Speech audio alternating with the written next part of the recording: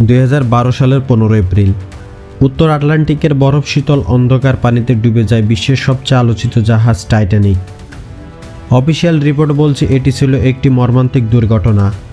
একটি আইসবার্গের সাথে সংঘর্ষ, অতিরিক্ত গতি এবং পর্যাপ্ত লাইফবোর্ডের অভাব। কিন্তু 100-এরও বেশি বছর পরেও একটি প্রশ্ন ইতিহাসের ছায়ায় ঘুরে বেড়ায়। এটি কি সত্যিই কেবল দুর্ঘটনা ছিল, নাকি এর পেছনে লুকিয়েছিল কোনো সুপরিকল্পিত ষড়যন্ত্র? যদি টাইটানিক ইচ্ছাকৃতভাবে ডোবানো হয়ে থাকে, তাহলে কারা ছিল সেই পরিকল্পনার নেপথ্যে এবং কেনই বা ডোবানো হয়েছিল?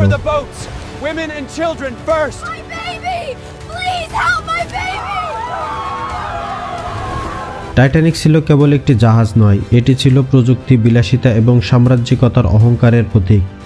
জাহাজটি পরিচালনা করত হোয়াইট স্টার লাইন নামে একটি প্রতিষ্ঠান, এবং এর পিছনে অর্থায়নে জড়িত ছিলেন তৎকালীন বিশ্বের অন্যতম প্রভাবশালী অর্থনৈতিক ব্যক্তিত্ব জেপি মর্গান। টাইটানিককে অডুবনীয় বলা হতো, এমন এক অবিশ্বাস্য যা পরবর্তীতে ট্র্যাজেডিতে রূপ নেয়। কিন্তু ষড়যন্ত্র তত্ত্বকারীরা প্রশ্ন তোলেন, এই অডুবনীয় ভাবমূর্তি কি ইচ্ছাকৃতভাবে তৈরি করা হয়েছিল, যেন মানুষের সন্দেহই না করে এটি ডুবতে পারে?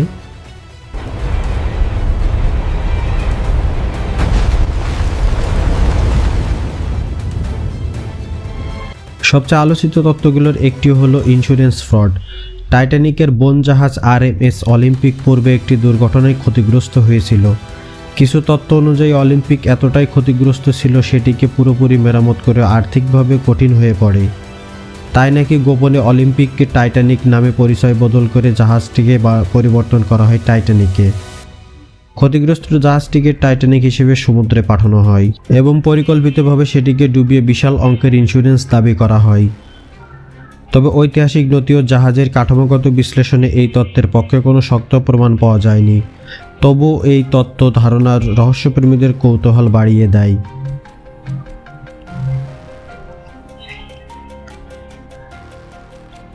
আরও একটি বিতর্কিত দিক হলো টাইটানিকে থাকা কিছু ধনী ব্যবসায়ীর মৃত্যু। জাহাজে উপস্থিত ছিলেন জন জ্যাকব অ্যাস্টর, বেঞ্জামিন গার্গিন এবং আইসোডার স্ট্রস। কিছু ষড়যন্ত্র তত্ত্ব দাবি করে তারা নাকি যুক্তরাষ্ট্রের কেন্দ্রীয় ব্যাংকিং ব্যবস্থার বিরোধিতা করেছিলেন। টাইটানিক ডুবির 2 বছর পর প্রতিষ্ঠিত হয় ফেডারেল রিজার্ভ ব্যাংক। তাই প্রশ্ন ওঠে, তাদের মৃত্যু কি কেবল কাকতালীয়, নাকি অর্থনৈতিক ক্ষমতার পথে বাধা সরানোর পরিকল্পিত পদক্ষেপ ছিল এটি?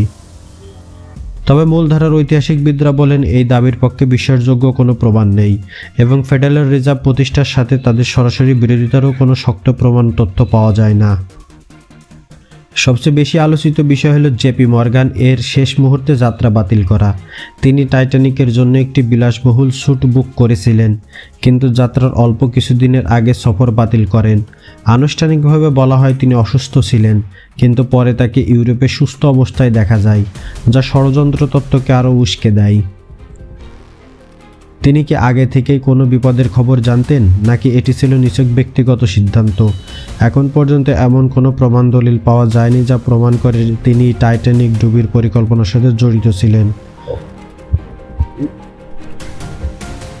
তবুও তার অনুপস্থিতি এই রহস্যের কেন্দ্র থেকে যায়।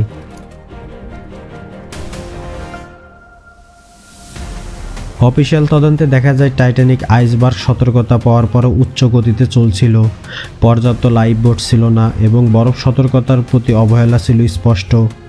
এই মানবিক ভুল ও অতিরিক্ত আত্মবিশ্বাসী ট্র্যাজেডির প্রধান কারণ হিসেবে চিহ্নিত করা হয়। পরবর্তীতে আন্তর্জাতিক সমুদ্র নিরাপত্তা আইন কঠোর করা হয় এবং 24 ঘন্টা রেডিও নজরদারি বাধ্যতামূলক করা হয়। এসব পরিবর্তন দেখায় দুর্ঘটনাটি বিশ্বকে শিক্ষা দিয়েছিল, কিন্তু ষড়যন্ত্র তত্ত্বের জনপ্রিয়তা প্রমাণ করে মানুষ বড় ট্র্যাজেডির পিছনে বড় কোনো গোপন কারণ খুঁজতে ভালোবাসে।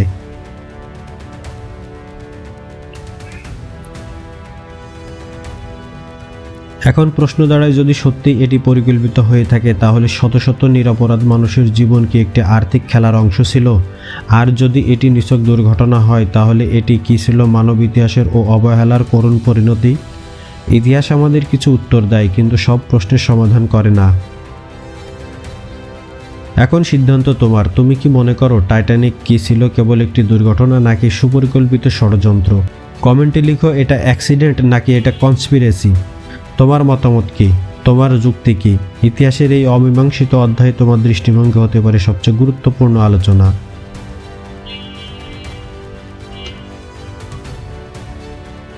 টাইটানিক ডুবির আগে একাধিক আইসবার্গ সতর্কতা পাওয়া গিয়েছিল।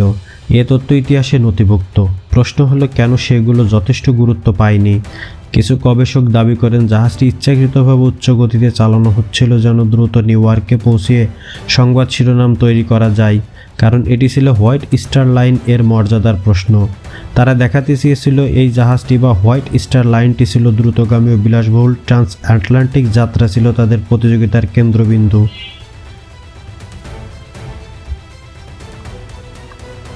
কিন্তু ষড়যন্ত্র তত্ত্বকারীরা বলেন গতি শুধু রেকর্ড ভাঙার জন্য নয়, বরং এটি নিশ্চিত সংঘর্ষ করার জন্যও হতে পারে। যদিও এ দাবির পক্ষে নির্ভরযোগ্য কোনো প্রমাণ নেই, তবু উচ্চ গতি রহস্যকে আরও ঘনীভূত করে তোলে। আরেকটি বিতর্কিত বিষয় হলো লাইফবোর্ডের সংখ্যা। টাইটানিকের মতো বিশাল জাহাজে পর্যাপ্ত লাইফবোট ছিল না। অনেকে বলেন এটি ছিল সে সময়ের আইনি মানদণ্ড অনুযায়ী বৈধ। কিন্তু প্রশ্ন হচ্ছে, যদি জাহাজটি সত্যিই অডোবনীয় বলে বিশ্বাস করা হতো, তাহলে কি ইচ্ছাকৃতভাবেই কম লাইফবোট রাখা হয়েছিল যেন যাত্রীরা আতঙ্কিত না হয়, নাকি এটি ছিল অবহেলা? দুর্ঘটনা তত্ত্ব অনুযায়ী এটি ছিল আত্মতুষ্টি ও অহংকারের ফল। কিন্তু ষড়যন্ত্র তত্ত্বের দৃষ্টিতে লাইফবোর্ডের স্বল্পতা যেন নিশ্চিত করে দেয় যে বাঁচার সুযোগ সীমিত থাকবে।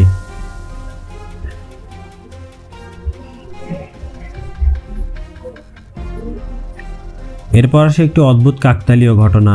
টাইটানিক ডুবির রাতের কাছাকাছি ছিল আরেকটি জাহাজ এসএস ক্যালিফোর্নিয়ান। অনেকেই দাবি করেন ক্যালিফোর্নিয়ান যদি দ্রুত সাড়া দিত তাহলে শত শত মানুষ বাঁচতে পারত। কিন্তু যোগাযোগ বিভ্রান্ত, ভুল সংকেত ব্যাখ্যা এবং দেরিতে প্রতিক্রিয়া এসব মিলিয়ে সাহায্য পৌঁছাতে দেরি হয়। ষড়যন্ত্র তত্ত্বকারীরা প্রশ্ন তোলেন, এই দেরি কি কেবল দুর্ভাগ্য নাকি পরিকল্পিত উদাসীনতা? যদিও অধিকাংশ ঐতিহাসিক তদন্তে এটি ভুল বোঝাবুঝি ও মানবিক ত্রুটি হিসেবেই ব্যাখ্যা করা হয়েছে।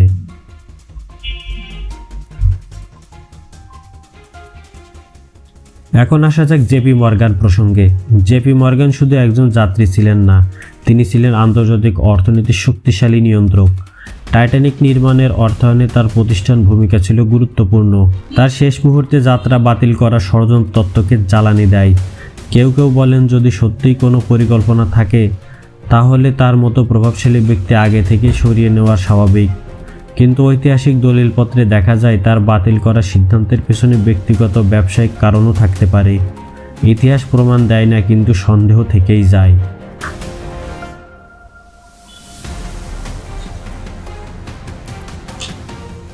এছাড়া টাইটানিকের ধ্বংসাবশেষ আবিষ্কারের পরেও ষড়যন্ত্র তত্ত্ব থামেনি।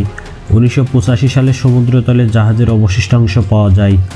গবেষকরা কাঠামোগত ক্ষয়, ধাতব ভাঙন এবং বরফের আঘাতের চিহ্ন বিশ্লেষণ করেন।